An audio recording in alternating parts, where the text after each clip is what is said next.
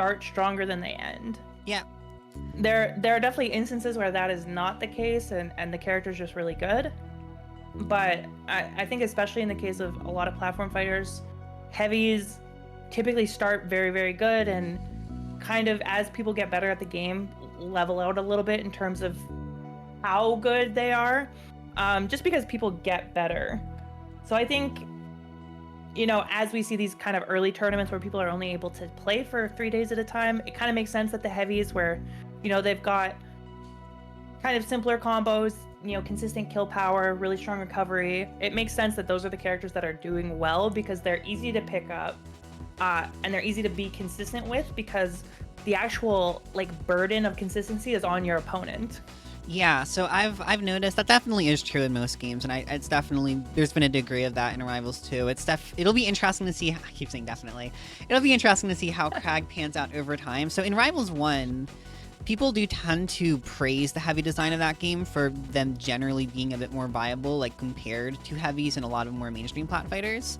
That said, outside of like Kragg and maybe Eliana, most people do tend to put the heavies in like the lower third of the tier list. So yeah. I wouldn't be too surprised if Kragg falls off. I think Kragg in Rivals 1 is right around the middle of the cast, and I could absolutely see him ending up there in this game as well, just because he's so versatile, even with his big weight and mobility weaknesses. Yeah, I think part of the thing that makes Kragg feel so good right now, and probably just makes him feel good in general, is how many unique tools he has. Yeah. I think it's kind of a statement to Rivals in general that characters often have a unique tool. And most characters have something they can do that no one else really can. But in the case of Kragg, like the rock, the pillar, even stuff like the down B are all so kind of different from the way other characters play. It takes time to get used to how to maneuver that sort of thing. Yeah, Kragg is just straight up like one of my favorite character designs in all of Plat Fighters. Might even be like not my favorite character to play or anything, but I just think that like on a more broad sense, you know, I think he's one of the best designed characters in the genre. And this type of design you really only see in a game like Rivals. So yeah, Dan goes crazy every now and again. Dan goes and he says, what if? Yeah. So what if? Ooh. Oh, he saved him! Yeah, that was almost a really good setup there from Ben, but not quite paying off. Grayson able to make it back to stage. We haven't really talked much about these players in particular, too, because Grayson, I believe, got 7th or 9th in the Rivals Recess Major, which was the last Rivals 2 bracket I hosted. And that one was much bigger than this one, so even, you know, might be a worse placement than this bracket, still an incredibly impressive run. Yeah, no doubt. And I mean, Grayson is the ultimate Rob, if I'm not mistaken. Is it the same Grayson? I'm not sure. Might be a PM player, might have played a bit of both. I honestly forgot. If he's from Texas, he's who I'm thinking of. And I feel like if you're a Rob player, provided that this is the same Grayson, that I feel like Kragg would probably be your go-to. I feel like there's a lot of parallels between sort of the way that Rob gets to play the game and some of the weird stuff that he can do and how Kragg likes to play the game. And, you know, everyone was talking about Ben L a little bit earlier, one of the devs on the Sentinels game, which is another platform that's coming out. And I feel like it shows. You know, he's probably been grinding away, making sure that game is good to go. Yeah. And I mean, the fun he's built eventually. I have not heard of Ben L before, but I gotta say, it is really cool seeing a Sentinels dev come out here, because I got to play that game once at the Heatwave, the demo they had at, I think, Heatwave 4 or 5? And yeah. I think it was 5, actually. And like, that's some of the most fun I've ever had playing a plat fighter, even with how like broken the build was and only had 3 characters. Oh my god, it felt so good. Yeah, I feel like some of these guys do it differently. And I got a chance to play against Jafar, who's a dev on Mid Brawl, I believe. But just like a lot of people in the plat fighter scene have gotten so good at so many different games. You know, back when I joined and like Brawl early Smash 4, there wasn't that kind of breadth of player base, you know what I mean? Like, people came from Melee, people came from Brawl. There wasn't anything else. Yeah, seeing the crossover in the plat fighter sphere has definitely been something I've been loving recently. Yeah, I mean, if you were crazy, someone came from PlayStation All-Stars Battle Royale. That was... It's about as exotic as it gets up until like 2014, yeah. Yeah, and now we have people coming from Nick, Brawl, you know, Multiverses, all HDR, PM, Melee, Brawl, whatever you want to call it, and performing in different ways. And I think it's really funny too, is kind of playstyle-wise, you can tell which players come from where. there's definitely little habits or little tendencies from different games, from different players that kind of give away where they came from, and I feel like those are really fun to look for. Yeah, and with that, Grayson trying to show definitely not out of the set just yet, taking an early lead with that first stock. But never mind, bad rock pull there is going to get him punished. That is one of the Achilles heels of Kragg, is that if you get caught with rock in your hand, you are in a very uncomfortable spot. Yeah, Craig's jab seems so strong. It feels like if you DI any part of it in, it's actually able to confirm into a forward air or another hit to extend the combo, and I feel like not a lot of characters' jabs just straight up go into more like that.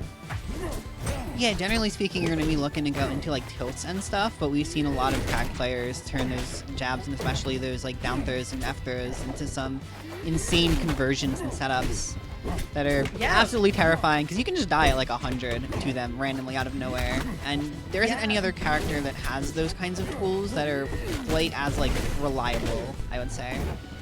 We've seen multiple jab threes into fairs, which I feel like is something that is either we shouldn't be seeing and someone's DIing wrong, or it just has a strong jab, but sometimes it's hard to tell. Probably a bit of both camps, knowing rivals.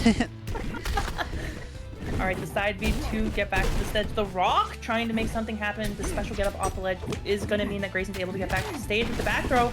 Means that more mix is coming, and I really like the use of the rock to actually break the pillar when the other Kragg is off stage. It's interesting seeing Kragg use his own tools against himself in the fair. Out of shield is going to be enough to do the trick. Ben L, after a really tough start, is able to take the lead. Yeah, wow. That, not quite SD, but, you know, the little misplay from Grayson right after taking that stock really coming to bite him. This game is even right now, but after how kind of dominant that first game was, I definitely feel like you would be much happier to have a more confident Game 2 win under your belt. Yeah, it's really, I feel like, a momentum thing and partially a confidence thing. Winning a Game 2 after a Game 1, you kind of feel on top of the world.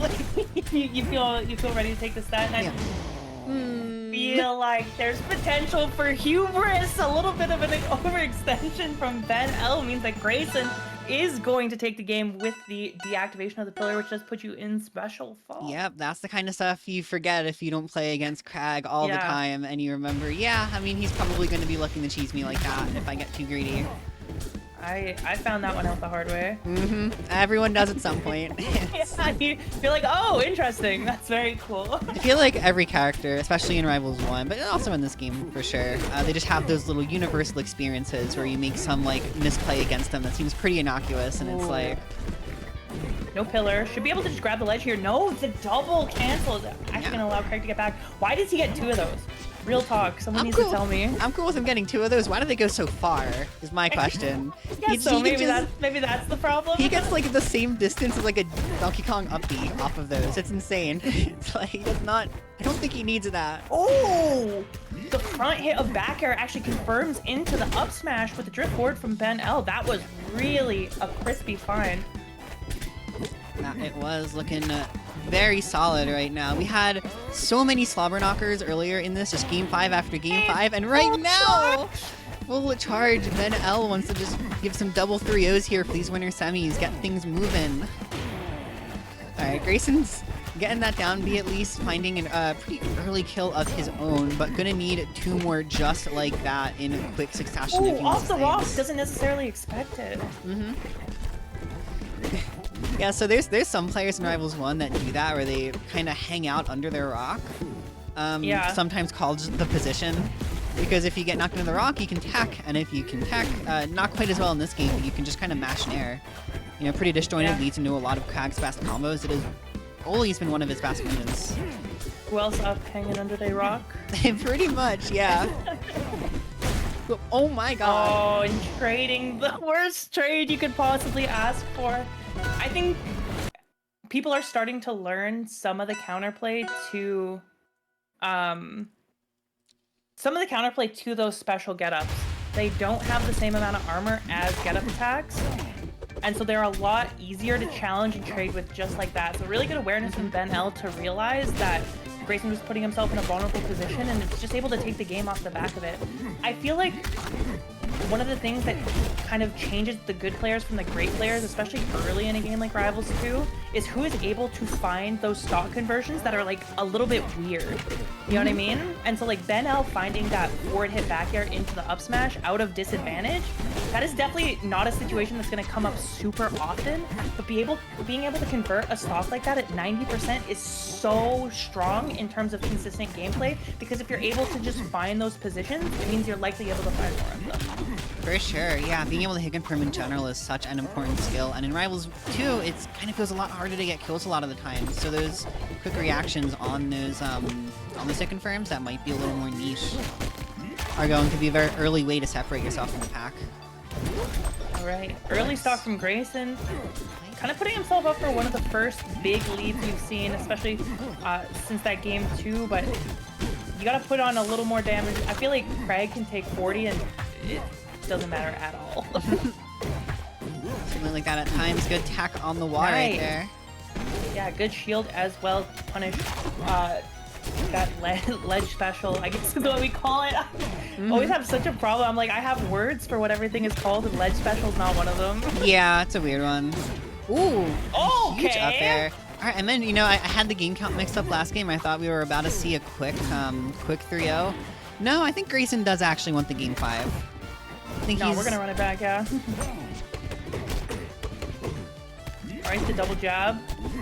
Oh, taking the jump with the rock there, and actually gonna be able to grab the ledge in time. Great awareness from Grayson, and what a hit back. We were talking about finding those moments, finding those opportunities, immediately recognizing that the jump had been taken and going to ledge to take it. Now we're on everyone's favorite stage. They didn't want to do it. They're cowards. No, they said no. They said cowards. Maybe not that one. You're playing Kragg. This is good for you. Whatever. Hodojo's fine, I guess. But yeah. Definitely, I don't know. I think they have been just doing random stages this set, which obviously it's a beta, you know, not the end of the world. I don't really care if people It's not that deep, yeah. Yeah. So, but yeah, so many people that do that are like, oh, but if we get Hyperborea and we're re-rolling, I'm like, man. That's how it goes, honestly. To be fair, I would probably do it too, but like, I don't play a heavy, so I'm allowed. I feel like that stage is so specifically annoying. Anyway. Alright, and this is game 5, by the way. And, again, an early lead from Grayson, who seems to have adjusted to something that Benel was doing, finding a pretty consistent answer right now in neutral. And I feel like he's been winning a lot more of these scramble situations, whereas Benel has been winning a lot more of the reads like that. Yeah, and it's interesting because, you know, a lot of the ledge specials do seem to lose their iframe when the hitbox comes out. I haven't seen anyone call it out as hard, as consistently as Benel. 7%! Ooh, that is terrible if you're Grayson. That's definitely a heartbreaker, and I feel like that wall there is something that only Kragg can do to Kragg. I feel like no other character can do that to Kragg and edgeguard him like that, so a unique weakness against himself. Yeah. That being said, if Grayson is able to find an earlier stock here, he is able to try and mount a bit of a comeback, but 67 already all the way up to 75, and Benel is looking to put on more. Well, the reverse back air going to potentially set up for another edgeguard situation here for Grayson, but doesn't capitalize. That was a really good mix-up offstage from Benel. Made it look like he was going to go high for probably the second time in a row. Ends up fast-falling, going just a little bit below the bed. Just messes with Grayson's timing enough to get back onto the stage and put another 20% on the board, which is not nothing in a Game 5 situation like this. Now, we have seen Ben just kind of die at like 0, get a little too greedy on something. It's not out of the question that Grayson wins this. Never mind. It's out of the question. Okay. Goodbye, Grayson. It's out of the question. Yeah, as soon as you said it, the commentator It turned. happens all the time, I swear. Like, I commentated Rivals 2 yesterday too, and I had the same thing happen like 5 different times. I'm like, I'm trying to cheer you on. It happens. Here.